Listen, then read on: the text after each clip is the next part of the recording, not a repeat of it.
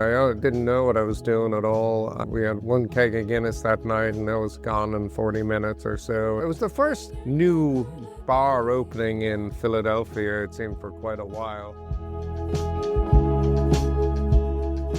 That's Fergus Carey, proprietor of Philadelphia's go-to Irish pub, Fergie's, along with interests in other area watering holes. I'm John Lee, flying solo today because co-host Martin Nutty made a sage decision. Head to Philadelphia with me or spend his wedding anniversary with his wife. Well, what's Irish about Philadelphia besides Fergie's? A lot. Ulster Scots, or Scots-Irish if you prefer, were the first to arrive in significant numbers, with Irish Catholics trickling in at first, pouring in later. Among the most notable Irish in Philadelphia, County Wexford's own Commodore John Barry, who became known as the father of the American Navy. The oldest Irish-American organization, the Friendly Sons of St. Patrick, started in Philadelphia in 1771. As Catholic refugees later flooded into this port city, fleeing the Great Hunger, anti-Catholic nativist riots weren't far behind. But the Irish persevered, building much of the infrastructure of Philadelphia and beyond. Irish-American political clout reached a milestone when Philadelphia elected its first Irish Catholic mayor, James Tate, in 1962. And then there's the Kelly family. Jack Kelly Sr. and Jack Kelly Jr., both Olympic rowers, but their fame was eclipsed by Sr.'s daughter and Jr.'s sister, the radiant film star and future princess, Grace Kelly.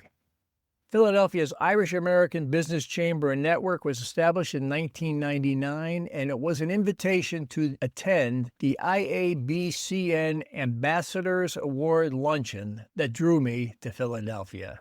But to get my fingers on the pulse of Irish Philadelphia, I checked in first with Fergie. I was looking up in Wikipedia at Beaumont, North Dublin, as one does, and I found in the list of notable people from Beaumont a glaring exception. I could not find the name Fergus Carey. Oh, I thought you were going to tell me it was there. I was like, wow. So when I was on my way down to Philadelphia, I asked people where to catch the Irish vibe, and they said, you have to go to Fergie's Pub. So I am at Fergie's Pub. I'm upstairs where it's a little quieter, and I'm with the man himself, Fergie. Welcome to Irish Stew. Thank you very much, John Lee. Tell us about how you got into the food business. There wasn't much choice involved. In Dublin in the 80s, I got a job. Some friends in the neighbourhood worked for Burgerland, O'Connell Street, and then it seemed a lot of us in the neighbourhood worked for Burgerland in O'Connell Street, Dublin. It was around 4 miles from where we all lived in Elmont, Beaumont area. And I became, I guess, eventually a trainee manager. So then I was like, people in the neighbourhood were always like, you got a job for my daughter and this. So then it was like everybody in the neighbourhood was working at Burgerland. Burgerland's kind of like a fast food franchise. Yeah, like it was the Irish McDonald's. Right. But I think it's closed down a long time ago. And the Supermax is the Irish McDonald's. What did you learn there? Well, I did learn a lot about managing people and how you're not managing the equipment or the walls, you're managing the people all the time. So I did learn that. I learned how to talk to people, how to try and respect everybody from the lowest to the highest. You get back what you give in and you're like treat people well and then they will respect you and treat you well back. See, there's always a little chaos at the edges of any food service business, and I'm sure learning to keep your cool would be something that's Yeah. How do you do with that? I think I've grown through the years and matured.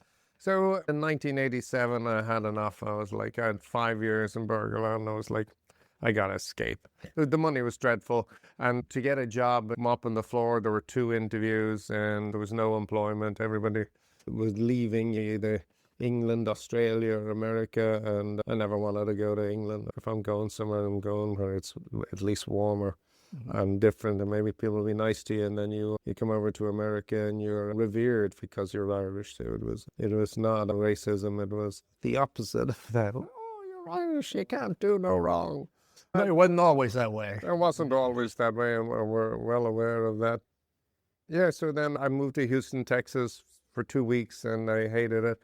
And I had no money, I had no green card. You needed a car to do anything. So a few weeks later, I was up in Philadelphia with friends, and then a few jobs, working the counter in takeaway restaurants type of thing. I read, and if the information's wrong, you tell me. You landed in Philadelphia on a Saturday night, and you were working Sunday morning at El Taco Grande? In the food court at the Cherry Hill Mall.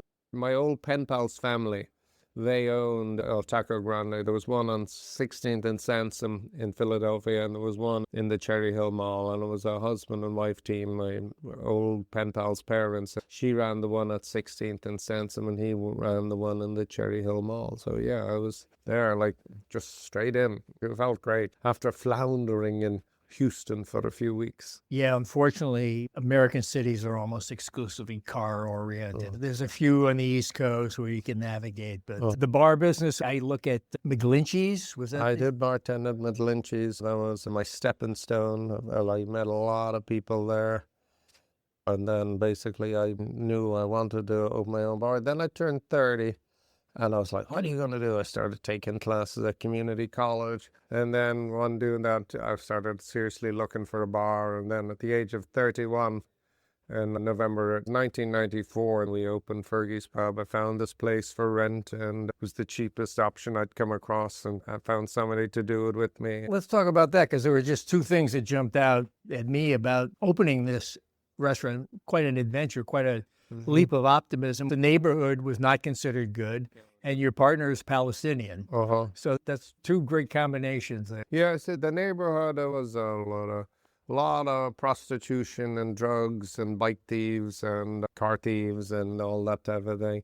But nobody lived around here. It was a hangout for the transvestite prostitutes and people who hang around them. But nobody lived around here. Nobody was from here. So they all came in and came out again. And I thought that gave me hope that we could make something happen here. So I did ask the owner of Chris's Jazz Cafe back then, Chris Dimitri. I said, what do you think of that block? And he says, I don't stop at the lights. But anyway, we did come in, and we got in cheap, and we opened up fast, and there was a line around the block to get in. I didn't know what I was doing at all. We had one keg of Guinness that night, and that was gone in 40 minutes or so. It was the first new bar opening in Philadelphia, it seemed, for quite a while. I'd only been here 7 years, but I couldn't remember anything new. A week after that, the Stephen Starr opened the Continental, and then things started happening after that. That was 1994 that we opened Fergie. So we're coming up on 32 years this November. Despite running out of Guinness after 40 minutes, what made that line form outside your door? I bartended in a really busy, popular place, McGlinchey's. My business partner, Wajih, had been bartending. He bartended at Bookbinders for many years. Since he was working there since he was 16. He worked there for a good long time until I think they sold. And so we were both like popular bartenders, and I think people were rooting for us and supporting us. And it felt good. I made a lot of mistakes, made a lot of more mistakes. But if you learn from them, then that's good. But yeah, it's been 31 years and more. At Wajih's funeral, I did say, if I was to say something to Wajih today, him being gone, I would say, we did it. We two guys who just winged it and opened up, but we did it, and we lasted. And I opened up other bars with other people, and I owned Monk's Cafe for 22 years. I founded and opened that with Tom Peters. I opened a few others too. Now, at the moment, I have 3, and very soon to be 4.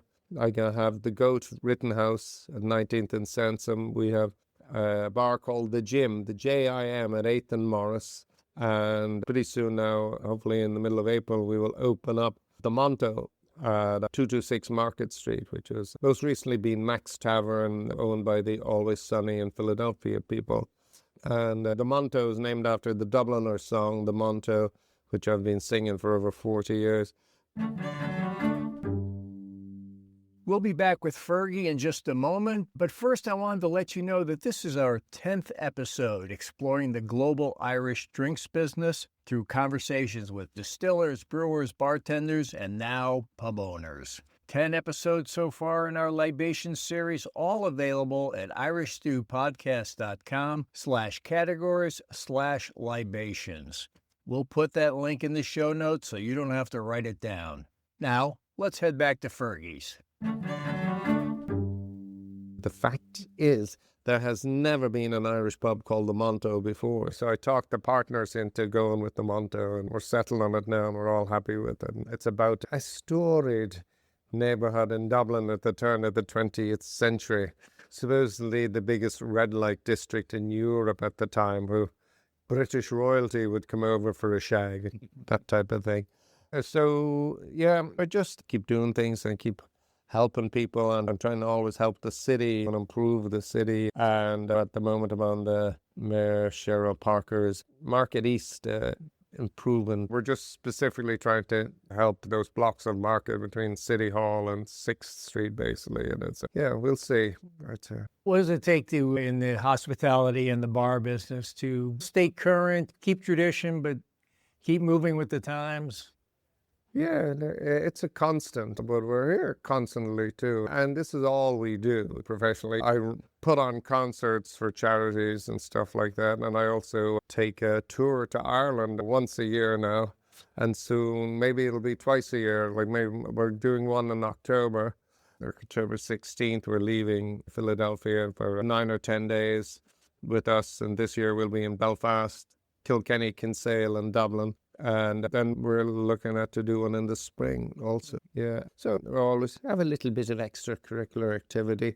We have an awful lot of singing in the pub too. Twice a month we have pub sing, where just people come and they sign up and you stand up and sing a song or lead a song. You don't have to stand up, you don't have to lead, you can just listen and sing along. It's very popular. It packs the place out. I did sing a song or two in Irish and Gaelic because there seem to be more songs sung in Hebrew. The wonderful fellow called Ben Fink, he organises it, and he's mad into music and singing and all types of different stuff. But anyway, it's really fun and I totally enjoy it. And then I used to have a little singing group at home on Monday nights. I have to try and get back into that. But I've got Kevin McCluskey on Sunday evenings downstairs, 7 to 10, doing the ballads, and he's just a wonderful singer, and he's also a wonderful selector of my favourite Irish ballads. And so I join that a lot, and I sing with them a lot. It's really fun. On Saturday afternoons, we have a great traditional Irish music session up here. That's 4 to 7 on Saturdays. That's led by a fellow called Darren Kelly, who's a wonderful person. And he's a trumpeter in orchestras, but he plays guitar and he's mad into the Irish music, or the diddly-oidle music, as we call it. Yeah, so I'm surrounded by great people all the time, and I feel very blessed. I like my job, my life, my being a part of the city, and just helping people and being respected for it. I feel very good. What have you found about the Irish story in Philadelphia? The people, the history, the community, are they gathering around you? What kind of connections did you make within Irish people who were here already, or Irish Americans? I got a job in the summer of 1988, bussing tables at a place called John's at 3rd and South. And 2 of the waitresses were from Belfast. So then we're just, best of buddies immediately. And then one of their friends, or 2 of their friends, a couple from Sligo, and then me and the fellow from Sligo became buddies. And he was an electrician. And so he was like, oh, they're looking for a painter, a house painter on this job at 20th and Delancey. So just go up and tell me and blah, blah. So I went up and then suddenly I'm a house painter, and then I'm painting houses. Then I was an artist assistant. Then I was also bussing tables during the day. And then I worked at Magnolia Cafe, but I was so helpful to them that being a busboy that they made me bartender, and they trained me how to be bartender. That was my first bartending job. And then there I've worked in a few places. Then I got a job at McGlinchey's, and I was like a hustling game changer. It was 4 nights a week, Monday through Thursday nights. And I made was making over $100 a night back then, which was really fun. And I always kept my expenses low. I managed to live okay with even not making a lot of money. And I tried to be friendly and nice and treat people the way I like to be treated. One of the bartenders at Magnolia Cafe, he was telling me these things. It was basically everything from Dale Carnegie's How to Win Friends and Influence People, and Then it was just all made sense, but then it was also the fact that I had this uncanny ability to remember everybody's name. And I think Dale Carnegie, I think they say your name, John, is the most important word in the English language. So say people's names. So then again, just using experience, like call everybody by their name, whether you know them or not, whether you know the CEO or the dishwasher, just call everybody by their name and be respectful to everybody. And I just tried that, and I just kept plowing along. I came into Fergie's today about 2:30 in the afternoon. The place was buzzing. It's a few hours later. The place is still buzzing. We're in the quiet corner upstairs. Who comes here? What kind of cross-section do you see? And does it change at different times of day and different days of the week? Well, it's surprisingly busy downstairs. At the moment, we're closed up here at the moment until tonight. But downstairs is it seems extra busy today. But the flower show is still on. That's around the corner. I also know there are several crews from the city who have finished early and who are in here already. And a crosswalk of life. And then tonight is Quizzo. That'll be a young, mostly under 30 crowd. And then we do that Tuesday and Thursday. And then Friday and Saturday nights is live band karaoke, and we have a live band and we pull up the lyrics, and I invented it, if you must know. We can dispute that later, but I say I invented live band karaoke. Anyway, it's awfully popular, it's awfully fun, and packs the place out every Friday and Saturday night. And then 6 o'clock tomorrow night, I'm going to have another band called John Train, who've been playing here for 20 years. They do a few months residency at a time at 6 o'clock on Friday nights. Awfully popular, awfully good. You just try and make it work between the two teams, whether it's landlord and tenant or publican and band. We can make this work if we both meet halfway. And a good negotiation leaves everybody happy. You're talking about some busy days here at Fergie's Pub, but there's a date coming up on the calendar which is both a joy and a nightmare. March 17th looms. It's great business. Somebody said, what could you do to be authentic Irish? I said I could close the doors on St. Patrick's Day and go for a beer myself. But no, I do like to pay the rent and stuff too. But the Saturday beforehand is usually really extremely busy, and then the Sunday will be the parade. And then the Tuesday will be St. Patrick's Day. Yeah, I'm sure your vision of it has changed over the years, but as an Irish person, how Americans celebrate St. Patrick's Day. Yeah, it's a little crazy. An American friend of mine told me last year, she said, I'm going to Ireland for St. Patrick's Day. And I said, how American of you. And they go there and they hang out in Temple Bar, and now all the Irish are going there. Oh, it's great fun. Oh, yeah, lots of fun-loving Americans. It is a bit of a zoo. With that being said, I have not been in Ireland on St. Patrick's Day in 32 years. And I always say, like in Ireland, you had a big parade in Dublin, and it was very colourful, with marching bands from America and big floats and stuff. And it was really colourful and busy and interesting. And you had like the Chicago Police Department marching and stuff like that. And then over here in Philadelphia, the march was something different. I think it was like a stand, more of a stand, like originally. Oh, we're Irish, we're Union, and look at us, count us, don't forget about us, whatever. And so it is quite different. But that being said, yeah, it's all good. It's all positive. I think there's a little bit of the back and forth between Ireland and the U.S. because in Ireland it was a religious holiday at one time. That was the other thing. Like it's a holy day of obligation for the Catholics, and we're 97% Catholics. So everybody went to mass, and then you had more of a family meal at some stage, especially in the younger days and stuff. But yeah, I don't really remember going out on the tear. So I remember from being closed on St. Patrick's Day. So yeah, so that would be the traditional thing to do. All Irish bars must close on St. Patrick's Day. I'm down here because of the Irish American Business Chamber and Network. Their big event is tomorrow up the street, the Ambassador Awards. But I hear the real party might be at Fergie's. It is. There's a Dublin fellow called John Cummins, and he wins a big award every year. And he invites a lot of his friends, and they all get a wristband, and it's all on him. So, so that'll be 4 o'clock tomorrow. Yeah, so we'll be pretty crazy up and down. I kicked back my train reservation an hour to see if I could get one of those wristbands from John. The fact that I interviewed him for Irish Stew already, maybe that puts me in good stead. Fergie, anything else? We usually give our guests the Seamus plug, their chance to plug away. You've been letting people know some of the things you do here. Well, I'm also involved with Inishnua Theatre Company, who produces new plays from Ireland, England, Scotland and Wales. Michael Toner is an Irish-American actor, and he's going to do a Beckett play here. The play is beginning to end. It's a one-man play. And every word is Beckett's, but Michael Toner played with it a bit and stuff. So choices from a variety of Beckett's same writing. So his version is somewhat different, more humor. So that'll be like just a one-man show here, mate. We don't do all the Inishnua plays here because they actually do them in much bigger theatres. But we do at least once and sometimes twice a year a play, a pie and a pint. You get a pie, usually a meat pie from Stargazy, a pint of beer and a play, and that's all part of the deal. And 6 o'clock, and it's usually an hour-long play, and you can be home by 8 after a night out, a full night out. Well, so I'm on a billboard. Fergie's Pub is a billboard, $9.95 at the moment. There's a bit of a laugh. We pretend we're lawyers.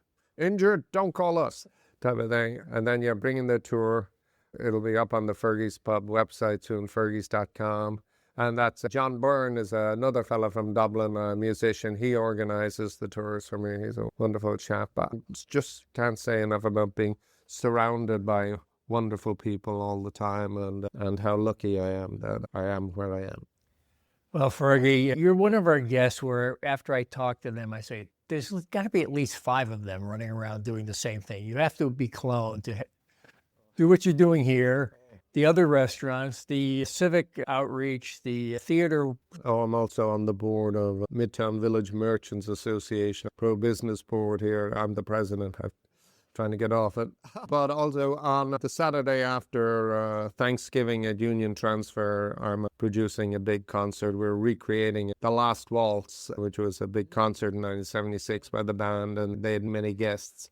And we create that every now and again. We're creating it again. And the money this time will all go to 2 favourite charities, Lutheran Settlement House in Fishtown, and just a wonderful organisation that supports women and families getting out of rough situations. And then also Broad Street Ministry, who do an awful lot of outreach for the poor and hungry in the neighbourhood. So I'm thoughtful and I'm always trying to give back. Perfect place, and hope to see you tomorrow. All right. Cheers, John. Thank you so much. An offbeat immigrant success story forged by an unlikely Palestinian-Irish collaboration, setting up shop in the bad part of town, the creation of something of a Philadelphia hospitality empire, and paying it back through community involvement and support for the arts. And as always, much crack to be had at Fergie's. Even live band karaoke. Thanks for the warm welcome, Fergie. Sláinte. Before I go, let me ask, where do you listen to Irish Stew? We're on just about every podcast platform, with Apple Podcasts leading the pack, but coming in second is our own embedded player, which you'll find on our website and now on Irish Central. Each time, Irish Central features an Irish Stew episode among its mix of news, culture, travel tips, recipes, and more, we get the Irish Central bump in downloads. So look for Irish Stew on the global Irish site, irishcentral.com. Irish Stew is produced by John Lee, Martin Nutty, and Bill Schultz. Editing, mixing, and mastering by Martin Nutty. Additional editing by Bill Schultz. Music on Irish Stew was composed and performed by Rosa Nutty, with Donald Bowens on drums, Cathal O'Riordan on bass and synthesizer. For more on Rosa Nutty's music, please visit rosanutty.com.